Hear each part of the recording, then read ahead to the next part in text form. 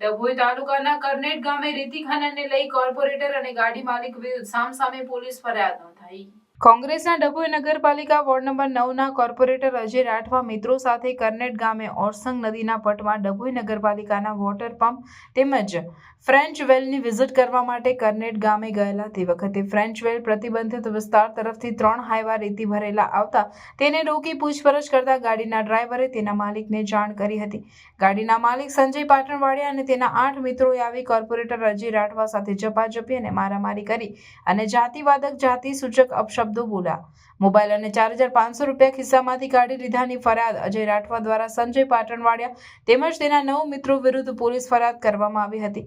જ્યારે ગાડી માલિક સંજય પાટણવાડિયા દ્વારા ગાડીના ડ્રાઈવરને મારી અપશબ્દો બોલીને 10,000 રૂપિયા લૂંટી લીધાની ફરિયાદ અજય રાઠવા અને તેના 2 મિત્રો વિરુદ્ધ ડભોઈ પોલીસ સ્ટેશને ફરિયાદ નોંધવામાં આવતા ઠંડીની મોસમમાં ડભોઈના રાજકારણમાં ગરમાવો જોવા મળી રહ્યો છે।